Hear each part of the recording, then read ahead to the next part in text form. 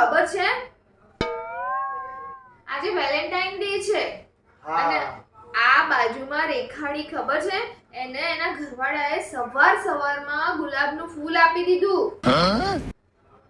લાયા છો તમે ગુલાબનું ફૂલ? મારા બેટા છગનિયાએ મારા પહેલા હવારમાં ગુલાબનું ફૂલ આપી દીધું. અમારામાં ડેરિંગ છે, અમે આજે ના આપી આવીએ. પણ આ તો વિચારે કે હવારમાં કોણ એના જોડે લમણા લે? એક ગુલાબના ફૂલ માટે કોણ હવારમાં એની જોડે ઝઘડો કરે? હું એ લાવ્યો છું ગુલાબનું ફૂલ, એ મૂક્યું દુકાને. મેં વિચાર્યું હતું કે નોકરી જશે ને પછી બપોરે જઈને એને ગુલાબનું ફૂલ હું રેખાડીને આપી આવે.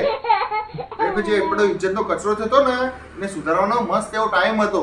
એક ગુલાબનું ફૂલ આપીને ઇજ્જતને આપણે ઇમ્પ્રૂવ કરી નાખત. એની વાત કરું છું, એ રેખાડીની વાત કરું છું. હું મારા ગુલાબનું ફૂલ આપવાની વાત કરું છું. તમને તો જ્યારે હોય ત્યારે રેખાડી જ દેખાય છે. તમે તો મને થોડો કઈ પ્રેમ કરતા નથી, કશું યાદ રાખતા નથી.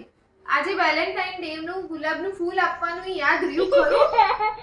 અરે બકા, હોય આવું છે તારા માટે તો એટલો પ્રેમ છે ને, એને તો મેં ખાલી એક ગુલાબનું ફૂલ આપવાની વાત કરી.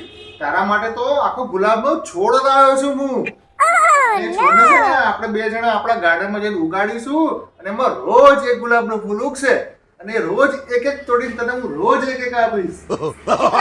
હાસ મારી વાલી, એવું હોય તારા માટે, રોજ તારા માટે પ્રેમ છે એટલે રોજ તને એક ગુલાબનું ફૂલ તને આપીશ. સુધી જે લોકોના લગ્ન નથી થયા એવા મારા ભાઈઓને હું કંઈક કહેવા માટે આવ્યો છું. તમારી આજુબાજુમાં રહેતા જે લોકોના લગ્ન થઈ ગયા છે એવા ભાઈઓની હાલત જોઈને તમારામાંથી કેટલા લોકો એવા છે કે જે એટલે લગ્ન નથી કરતા કારણ કે ઘરવાળી મારે છે. અલ્યા પાગલો, તમને આ ભ્રમ થઈ ગયો છે. હરરોજ થોડી કે મારે છે, કોક વાર હોય છે. તો બની જાઓ સ્ટ્રોંગ અને કરી લો લગન તમારે.